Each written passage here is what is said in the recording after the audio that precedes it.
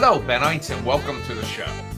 On tonight's show, I'm going to talk about... What the hell am I going to talk about? You can't predict what I'm going to talk about here. I don't even know.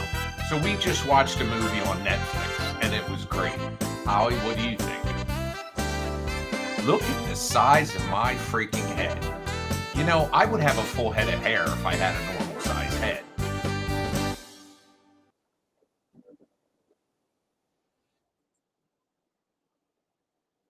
Where the hell is my camera? Hang on. Wait. I somehow shut my camera off. There I am. Ugh, and the mirror, it's mirrored. Ugh, you bastard. Oops, that's not what I need. Let me flip this around. Son of a bitch. I don't know what I did. So, hello, Ronnie. Hello, Lisa Ann Alugali. We did just watch a movie on Max called Heretic with Hugh Dancy. Now, what's his name? Hugh Grant. And it was very suspenseful, very weird. I suggest you watch it. It's Saturday. My cold's a little better. Tonight, I'm going to be reading a little bit from Dickens and the Horror, as they would say on The Sopranos from New Jersey. It's a novel written by one of our own, Jennifer Emerson. And in other news, I'll give it a few minutes. I'll start this in a couple minutes. In other news, Steven Spielberg is within 10 miles of me. They'll be filming his film this week. He might not be here yet, but he will be. And I sent him a message on his Instagram, which he doesn't use much, and also his Twitter, to say, hey, if you forget a tripod and you need something, hit me up. And there's Jennifer now in the room. Jennifer, I planned on reading this when Adam and J-Lo were here also, but they're out to dinner. But she said they'll be listening. But anyway, I couldn't read it last night because I had a cold. I still have a cold, but it's better. And I'll read at least a portion of it. Now, this is the book. And Jennifer, are you too shy to come on line with me live? If you are, that's okay. I know I'm kind of putting you on the spot.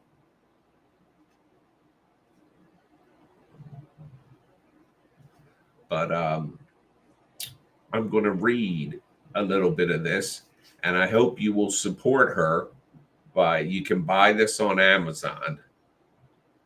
I am a little better, Ronnie. Thank you. And Dickens and the Horror by Jennifer M. Emerson. Okay, well, Jennifer, do me a favor. Email me at nigel@nigelbach.com, and I will reply to your email with an invite to come on this broadcast. But let me read at least the first chapter. And I want you to explain the research and everything you did behind this. Now, we only have about okay, Jennifer, email me, nigel@nigelbach.com. Now, we only have 18 people here, but just so you know, this is on multiple platforms. It's on YouTube, Facebook, 2 Facebook accounts, and X. And overnight, a lot of people will watch this broadcast too. So let me read the book jacket. London, 1847. One dark night, a young Rhone girl crosses paths with Charles Dickens, the most famous writer of the age. In his desire to help change her life, he seeks to know her painful secrets. Little does he realize his quest will resurrect dark secrets of his own. Explore a historical fictional fiction telling of Urania Cottage, a home for fallen women designed by Charles Dickens and opened in 1847. Venture with him through dark London streets to places few dare to tread. Have a drink in a gin palace and hear his conversation with a girl whose life he hopes to change. Will she accept? The answer and more await you. Okay, Jennifer, I got your email, and I will email you an invite right before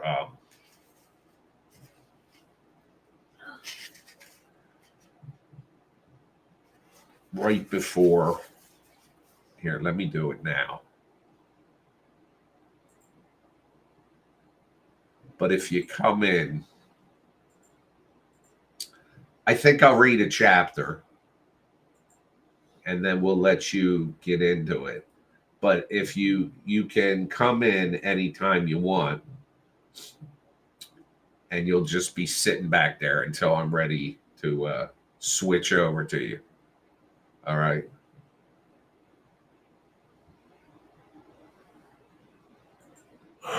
There you go. So, folks, after we do this reading tonight, you will also have a chance to meet the author. So here's the prologue. Westminster Abbey, London, 13 June, 1870. Other than the clacking of many shoes on cool aged stone, the only sound was weeping. Some wept openly, others attempted to stifle their dramatic outburst in their handkerchiefs, aprons, or even in their hands. But I cared not about them or what they felt. It seemed a sea of people of all stations, gentlemen in suits of black, with their ladies in their bustle gowns. Hoops were on the out, giving rise to a new, more sleek fashion. Clutching their escorts' arms as if they might faint. Today I have put the rules of fashion aside. I have not come in black. He would not have wanted that. The color of my gown is particular. My last, nay, my only gift to him. Working people were all dressed in their best, some with children in tow. Many held bouquets. Some were from immaculate gardens or florist carts and tied in silk ribbons. Other flowers had clearly been pinched from wherever they could be found. In front of me, a man dressed in a threadbare brown suit, greatly thinned at the elbows, was flanked on either side by a child, a boy of about 7 and a girl of about 5. They were likewise thinly clad and wearing scuffled, worn shoes. That would soon be too small for them. The boy's toes, slightly curled, were nearly visible through the now grayed kid leather they sat directly under. Their father held their hands and spoke gently to his 2 young children as they now approached the grave. Remember this day, my dears. A great man, a friend has left us. As the queue processed, ancient statues kept watch. Did they know, I wondered, or did they approve of this throng of intruders in their realm? Perhaps they did, like them. Or perhaps they did. Like them, my cheeks were smooth, unkissed by grief. The tears had all been spent long ago. A cascade of flowers obscured the maw of the still open grave. The coffin was in there, though, somewhere. The father, who was a few paces in front of me, brought his children to the edge of the flowering pile. Each child held a small bouquet of wild flowers, which were bound by bits of old yellowed cloth. Go on, my darling, said the children's father, with an encouraging pat on their shoulders. The children each tossed their tiny, ragged bouquets into the pit. "Will he like them, Pa?" asked the boy. "Of course he will, David," replied the lad's father. The little girl began to sniffle and turned her face into her father's leg. "Oh, now, my pet," cooed the father, "don't you cry." The girl wiped her nose on her hand and looked up at him. "Is he in heaven?" "No doubt about it at all. At all, my little Emily." Sorry, it's a little dark here, replied her father with a wink. "If ever a man was worth of it. Now, let's go home and tell your mother all about what we've done today." I smiled. She's not little Emily. I am. They walked away and turned left at the high altar to exit the abbey down its long main corridor, the little girl sniffling a bit. Now I stood before the open grave, my own small bouquet in my hand. Then I looked around me. "Did you hear all of that, Daddy? Them children was named for characters you penned, that I helped you to pen. Well, let us see who your new neighbors are. Handel at your head, Chaucer and Byron nearby, a statue of old Shakespeare looking down at you. That's surely fine company to spend eternity with, I dare say. Dandy, ain't it?" "Please do not move on, madam," said a gentle voice behind me as he stepped up to my side. It was a man clad in a sort of minister's flowing robe. The long, dark cotton vestment was impeccably laundered and had been freshly ironed for the occasion. "I already have," I responded as I turned in his direction. "I only wanted to say goodbye to him." He gave me a puzzled look. "Pardon me? But am I to assume that you knew him, madam?" asked the clerical man as he gestured towards the grave. A shiver came upon me as I looked down to where my flowers now rested, and I closed my eyes. "A lifetime ago," I whispered.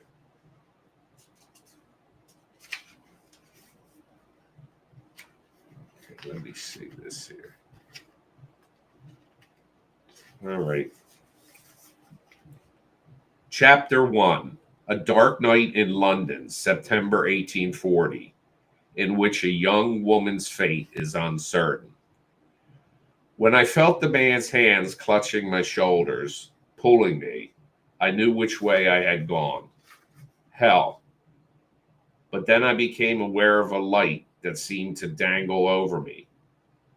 The added and seemingly penitent sensation of rocking back and forth would, I had thought, have suggested I had awoken in heaven.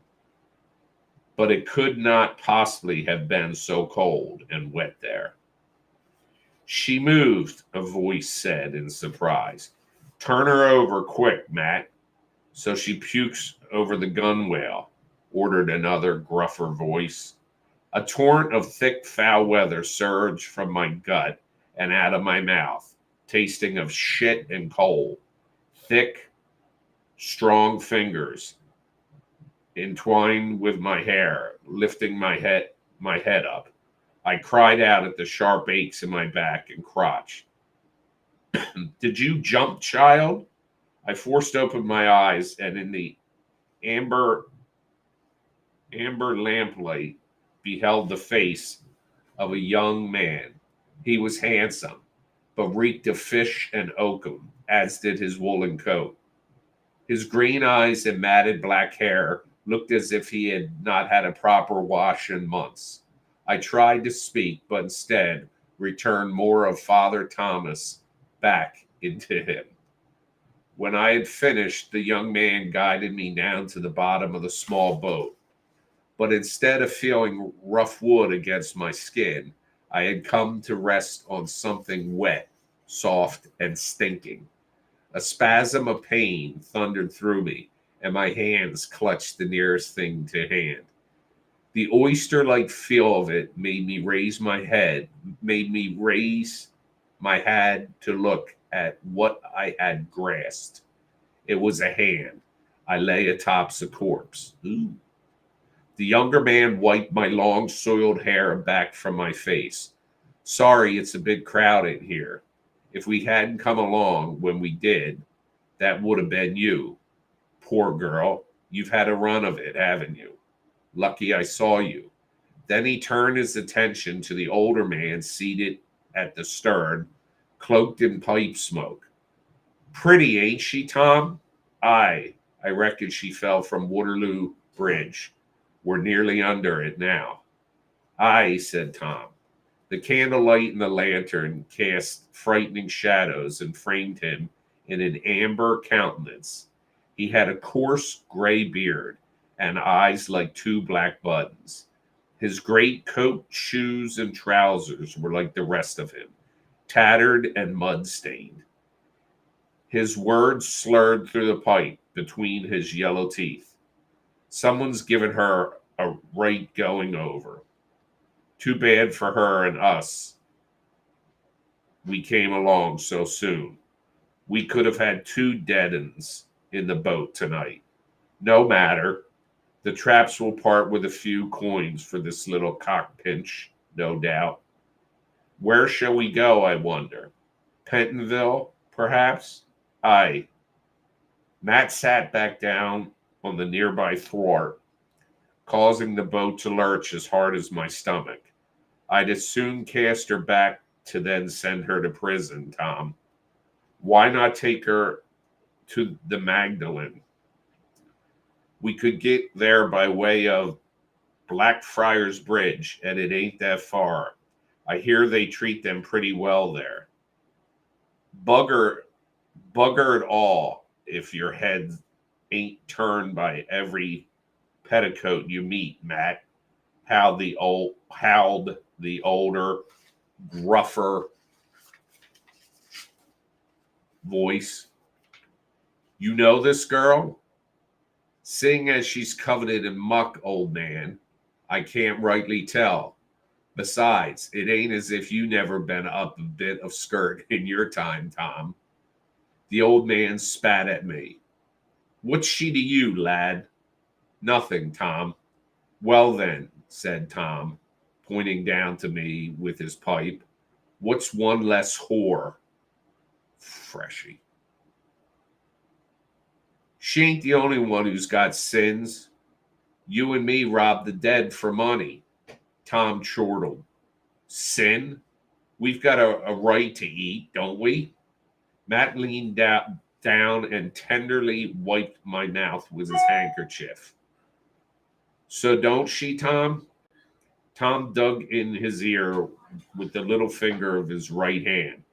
All right, lad, there's another prison I know of. What's got an infirmary. We can take her there. Now you, look alive and clap onto them oars. Make for the Westminster steps. Mark me, boy, this is the first and only time I let you go fishing with me.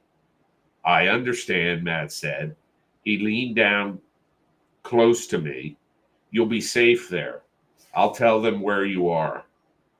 Then he exchanged places with Tom. My tongue, unable to make a sound, might as well have been in the mouth of the icy form crumpled beneath me. Her clear, empty eyes bulged out from her swollen face as if she was astonished to behold me there. I touched her sponge-like cheek and laid my head on her breast in a silent plea to join her.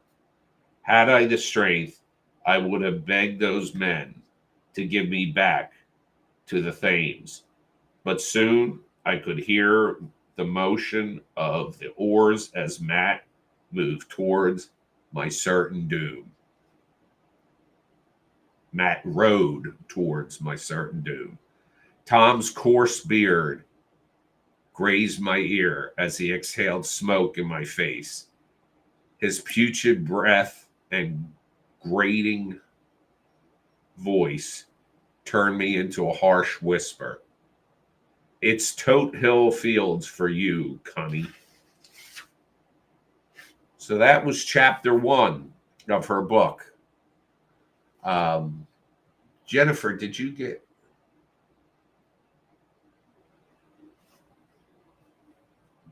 Did you get my invite?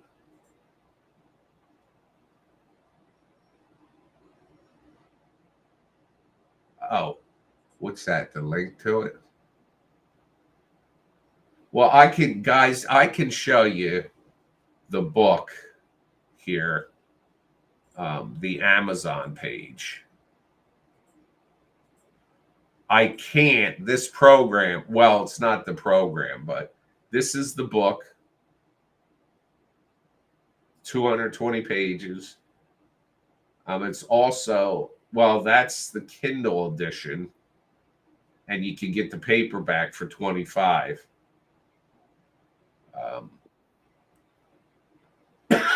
Excuse me.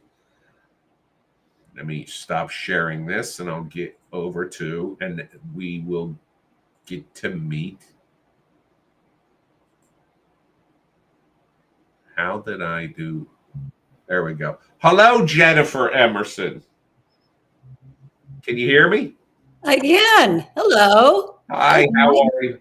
I'm sorry. I hope I didn't sound bad reading it. No, you did fine. I should have put a brighter light on down here because you could see my 60-year-old eyes at times staring at it. So there's a fascinating story behind this. This isn't just you sat down in a library, looked up a little bit of information, and then wrote this book. It's true that isn't it true that you actually went there? Mm-hmm. I did. Yeah. I've loved Dickens since I was a little kid, and I didn't discover this like idea of him wanting to help women of a certain sort. But I thought nobody's done it in any other style than an academic text, and that's fine. But I'm a storyteller, so I thought I'm going to make that my thesis for grad school, and it worked. Well, I went to London about 5 times, and this was, all I'm preaching to the choir here. I used to raise the funds myself, and literally got out maps that were facsimiles of maps from when he was alive. And I knew certain places he had gone because he wrote so many letters. He wrote copiously, whether it was books or anything. He documented everything. So I thought, I want to know how long it takes to get from Devonshire Terrace to, Tothill Fields Prison, because if I'm going to write about it, I should know that. So my Virgo brain said, well, you got to go there then. So that's what I did. And so many of the places that are mentioned in the book, people will say, well, how do you know this was there or that was there? I'm like, because I went there. Well, that's amazing. And that gives you authority too, to say it. Absolutely. And it was a pleasure to write. It was 5 years of being in his head, which will do things to you. Well, do you ever find that now back here in your life, you occasionally slip into his mind and imagine how he might react to certain things you come in contact with on a daily basis? Yeah, it's more like he slips into my mind rather than the other way around. He's been artistically, he's been such a big influence on me, but I wanted to do something that he probably, were he alive, he would hate, and not to drag him down from the pedestal, because we remember him as this literary giant, and he was. Nobody can take that away from him, but his personal life was a bit of a train wreck. I shouldn't say that because he actually was in a train wreck, but it had, there are certain themes within the book that obviously have to do with women. It's funny, this is International Women's Day, so thanks for doing this, Nigel. This is awesome. I planned it that way. Is it International Women's Day? Oh, huzzah, huzzah. He never really understood women. And that came from, read the book, but it came from deep, deep issues in his childhood. And what's interesting is that when he started getting involved in looking at women who were sex workers, who were involuntarily sex workers, who were doing it because they had no choice or because they were being abused, and trying to figure out a certain type of system that would help, his writing about women changed. Like if you look at Oliver Twist and you look at the character of Nancy, she's doomed from the start. Later on, a couple decades later, after he's working with these girls in Urania Cottage and understanding their lives and giving them the means to go somewhere else and start life over again with a brand new slate, that's what he did. By the time he gets to books like David Copperfield, etc., a character like Little Emily, who I referenced in the beginning in a roundabout way, well, she doesn't meet Nancy's fate. She survives. And she goes somewhere else and she lives. So his idea of what women actually were, particularly women who were down on their luck and who were in an abusive situation, he sees that, oh yeah, we can help people turn their lives around. We can help, but we have to figure out a good way to do it. And his system worked for a little while and then didn't work anymore. But he went on to other projects. But it was if anybody's interested who's watching, and by the way, thank you for watching and for listening. It's really sweet of you guys. You can Google Urania Cottage and it'll tell you all about it. Well, the fact, whether it was a success in the end or not, the fact that he did this seems like he was ahead of his time in thinking. Yeah, he was. He was. It's in stark contrast to what you'd think a famous writer of his age, would be doing. But he did go against the mold in so many ways. And Ruby at the beginning, that's the character you guys met. That's the woman who was pulled out of the Thames River. When she's in Westminster Abbey, she calls him Dandy, like how you read, she called him Dandy, because he didn't wear whiskers like they were supposed to in the 1840s and 50s. Men were wearing whiskers. Well, he didn't do that. He wore bright clothes. He had hair, beautiful sort of chestnut hair that was down to about here, that was just kind of bohemian and free. And I think some of his fellow, gentlemen probably looked at him as, wondering if he had a mirror at home, because he didn't care about that type of thing. He was himself. And he was a throwback to another age. He was a Regency dandy. And that's how he liked to dress. And by God, he didn't care what anybody thought of it. So there are things like that I admire about him.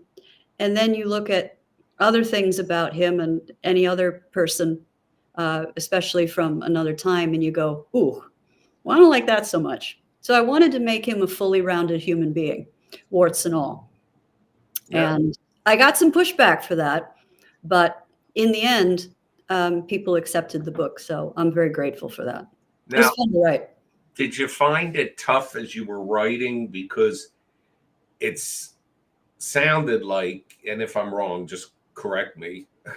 It sounded like you were talking in writing as they would speak at that time.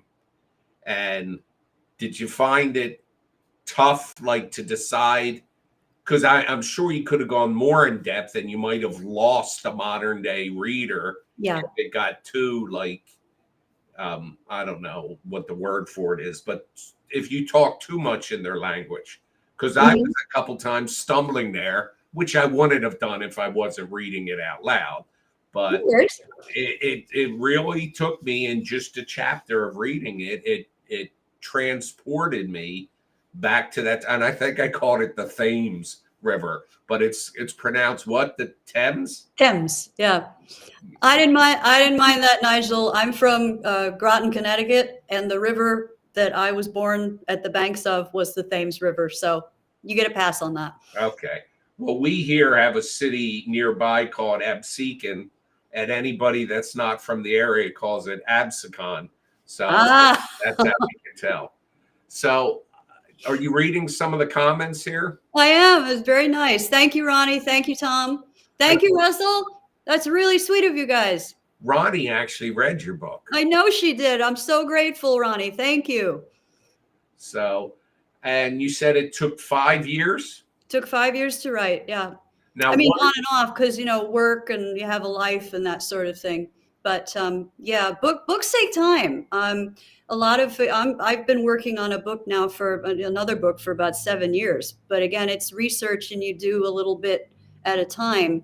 And then when you have to have it ready, you have to have it edited, you got to do the cover. And Adam, actually, I have to shout out because I know they're listening. Hi, Jen and Adam. Adam helped with design the cover. Oh, I was having a meltdown one day. I took the picture, but I could not get this type here. I couldn't get it as big as I wanted it. And I was absolutely in a meltdown. And I emailed him. I said, help me, please. And he did, bless him. Now, while you were over there doing your research, what was the most surprising thing, I will say, like detail or what you came across? What was the biggest surprise to you that made you say, amongst everything, I'm glad I came here, or maybe I wish I had?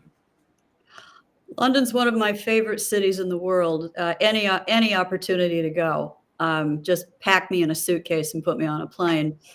There was one moment, Nigel. I was at the Charles Dickens House Museum in London, and if anybody has been there, I hope you enjoyed it. If you haven't, you go to London, go. Beautiful house. And the people who work there are fantastic, and they'll help you with any questions you have. And of course, I had a lot. And because of my background, my academic background, I actually was over there for a few months. And so I volunteered because I have a museum background. And they said, oh, could you help with the tourists, talking to people? And I said, sure. And sort of in exchange for that, I was able to look in archives and stuff. Now, this was years ago. And I remember in one exhibit case, there was it was a little pendant that you would wear like on your watch chain. Right. Like, Nigel, if you were back then, you'd have like a vest, a waistcoat, and you have your pocket watch with a little chain. And it looked like a shield. It was about this big. It looked like an old medieval knight's shield, and it had a malachite stone in it, like green and swirly. And on the back, it said MG to CD, and it had a date. And that was, I said, who gave him that? And he said, oh, he wore that on his watch chain. I said, yeah, but who gave it to him? And he said, well, you saw the MH, right? And I said, yeah. And they said, Mary Hogarth. And I said, his sister-in-law gave him that. And he said, yeah. The guy talking to me said, yes. And I thought, ooh. Now, why is this guy wearing a little pendant on his watch chain from the sister-in-law who having an affair, who died in his arms when she was 17 of heart failure? 17. She's the tender age of 17. Here we are spilling the tea. We are. Do you see why I'm like, I'm doing this whether he wants me to or not? And that was when the story changed, because I didn't know how I was going to tell the story of Urania. So I thought, well, what if, let's just say he did have, because there are many people who believe he had unannounced feelings for Miss Hogarth. Let's say he did. And what if one night he finds a young woman in need of assistance who he thinks would be a good candidate for this new program of his? What if she's a, pardon the pun, dead ringer for Mary Hogarth? And that's my book. That was the moment I had my story. That little pendant. So what did that feel like in that moment that happened? You're holding history in your hand. Yeah, it was. I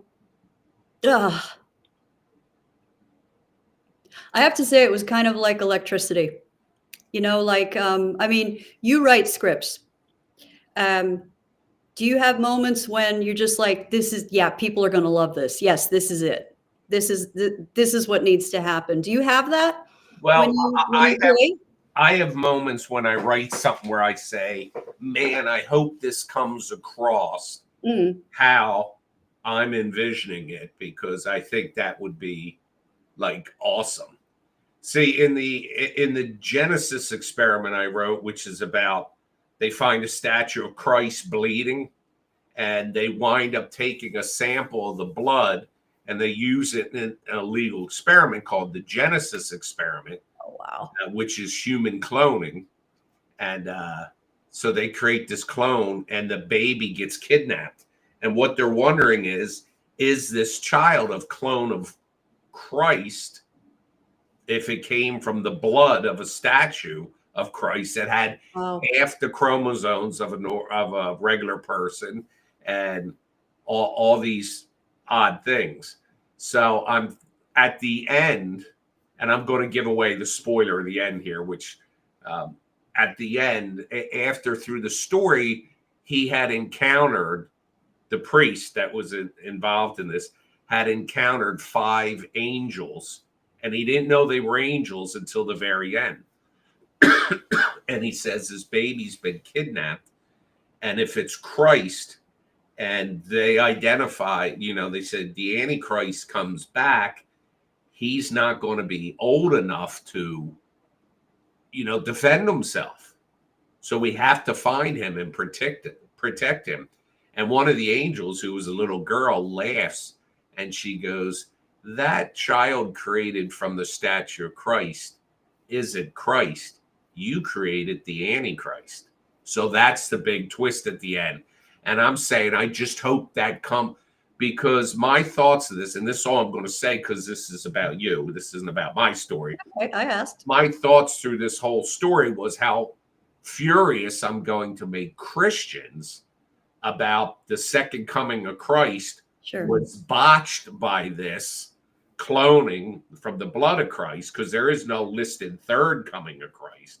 And that, I can see these diehards, that's not how it happened. This is sacrilege and all. But then when it turns out that they created the Antichrist, and that everything that had happened was intentional and supposed to happen, I just hope, because that's such an important part of the story, I just hope it came across that way. So, but let's talk about Dickens and the whole. Well, okay. I appreciate you sharing that. I mean, anybody who writes, it's always fun to sort of commiserate with, to see, how our brains work and how we come up with ideas. And yeah, sometimes it's a question of, I hope this will come across the right way. And I certainly was hoping that. I did have to, contend with, serious scholars. I was hoping that the book, first of all, would be enjoyable to read, but also that the occasional Dickens scholar might look at it and go, oh, actually that wasn't that bad. Because when you're telling history through historical fiction, there are folks in the world who would rather read a biography, which is fine. Some people would rather read it in, a sort of a fictional retelling that gives you the broad strokes, like I did. What I tried to do, and I think you've already picked up on it, is that I tried to do more than just the broad strokes. And that's what I was hoping would go over well, because when I'm talking about the boats that they're on, as part of my background is 19th century maritime history. So I know those terms. I'm also the daughter of a sailor, so I kind of grew up with this stuff. And my hope was, am I putting in too much? So no, I was, and I'm not just saying this because you're my guest. I was on that boat. Oh, thank you. Reading this, and I could see, she's laying on top of a dead person, and the way you described her spongy skin and her bulging eyes, I was there. So thanks. And I wanted to start sort of with I get some people have said, wow, you opened like with a horror story. And I thought, oh yeah, I guess I did. Because I wanted to show like the reality. I wanted you to meet her first. We didn't know who she was. And he died in 1870. She's at his grave. Ruby Waller, by the way, was a real person, but we don't know much about her. So she was the perfect vehicle. We knew her name, but there wasn't much written down about her. We knew she was a prostitute and that sometimes she suffered from gout. And that's probably because she drank too much, which a lot of them did. And so I thought, oh, she's perfect because we don't know that much about her. So I could fill in the gaps wherever I wanted to. And we see her in the boat. There were people in those days who actually did make a living fishing corpses out of the Thames because it was lucrative. Unfortunately, it was lucrative. There's another book, if you guys are into Dickens or you want to give him a try, there's a story called Our Mutual Friend. And it opens, it's something out of a horror movie. It's foggy, and you are with a father and a daughter, and their job is to fish bodies from the water. So talk about spooky. Could you imagine when somebody asks you what you do for a living? Yeah, I'm a corpse snatcher. Well, back then, it might not have been that weird to say, but not to them. Not to them, but if depend on, like today, it would depend on who you're talking to, but it was fascinating to do because it wasn't just about him. It's like you have to, when you create a story, you have to create characters that aren't real. You have to create a world, and then you have to put people in it. But rather than using like a camera, instead of it with like being TV or a movie, you have to do it with just words. And that was a challenge that I accepted that drove me insane for 5 years.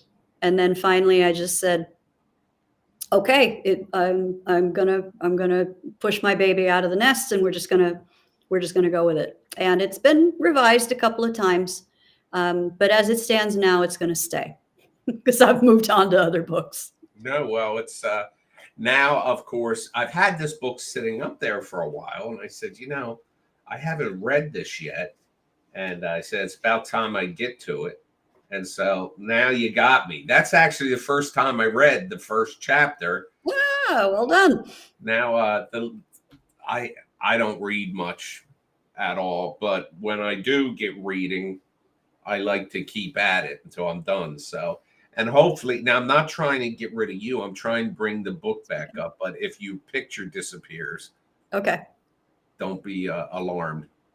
I think, let me see if I can get us all up there. Oh, there you go. Let me shrink the, folks, I'm going to shrink the chat overlay for a moment. Oh, shoot, you can't see that, though. Hang on, let me put that back up there. Everybody, that's where on Amazon you can get the book. It's Dickens and the Whore. Oops. In ebook and paperback. And I got the paperback. Yes, you did. I got a signed copy of the paperback. Yes, you did. So anyway, folks, hopefully you check that out. And it was a pleasure to have. I'm glad you said you'd come on. I'm trying to find out how I get back to the overlay so we can see comments. I'm so glad you were welcome to come on. And Ronnie agrees that it was like being there with the characters. And thank you, Ronnie. Tom Kelly's working on a sometimes working actor. Oh, cheers, Tom. Thank you. Out there at fellow actor, yes. He was. I always joke. He probably rolls his eyes. I make such a big deal about this, but he was in.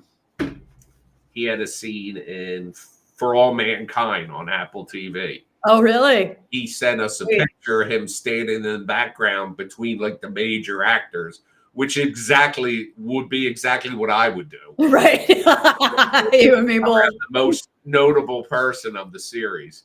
But, absolutely. Oh, that's awesome. And Ronnie's in Florida, and I know you're up in Massachusetts. Yes, greetings from cold, windy Salem, from a Salem witch. Well, I think you're going to get a little reprieve this week. We're supposed to, yeah. And no, it's fascinating, and I hope you get some sales after tonight. Oh. And thank you for coming on. Is there anything you want to tell us before you go? Just that Benites rule. Well, she was in. Those of you that are in the chats most nights are familiar with Jennifer and Adam. Jennifer Losciuto Fitch, who told me I pronounce her name right. I hope I do. And Adam Fitch. And they're all friends up there in Salem. So that's how we got to meet. Actually, it's through them we wound up getting the book. So one day we were having pizza and they said, "Do you know who Nigel Bach is?" And I said, "No." And that was the night I met Bad Ben. And my life changed. So it's been a pleasure, Nigel. Thank you. Hi, Holly. Hi. Hi, critters. She's sitting over there. They're asleep. And we're nice Please give them a little cuddle from me. I shall. And thank you so much for coming on. We'll have you again. After I read it. Yeah. Okay. Back because I'll have questions. All right. Keep up the good work, Nigel. We love you. All right. Thank you. Love you. All right. Take care. Bye, guys. Shoot, that was awesome. I rarely have people come online. Like I have Mitch, and he's a maniac, but that was Johnny. Welcome to Benite Bronze. But that was awesome to have the author of this book come on the show tonight. And hopefully J-Lo and Adam were able to hear it, but I think they'll watch the replay a little later. But it was fascinating. Actually, in the conversation with her, how she talked about setting this up and where the story's going, I think the story's actually going a little different than I thought it was by reading the first chapter and reading the jacket cover. So I'll be interested to see how it goes. So Jennifer saying, thanks, everybody. It was fun. And look at that. It took up the whole hour just about. I'll stay on for a few more minutes to answer anybody's questions about anything they have. What the hell's going on over there?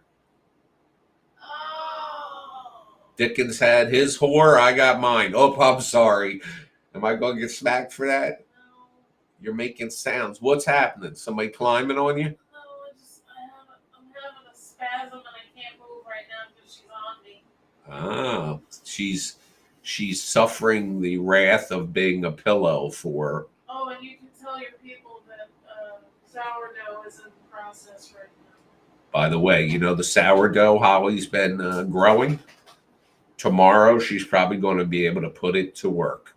Well, it's been working all day. I will bake it tomorrow. So, and Johnny, welcome. So you know that you can watch all the Bad Ben films in episode 1 of Leave the Lights On. It's on the YouTube channel that you're a bronze member of now. And there's a bunch of other stuff on there too. Well, folks, I wanted to make tonight about this book. So unless anybody's got any questions, I'm going to hop off here for now.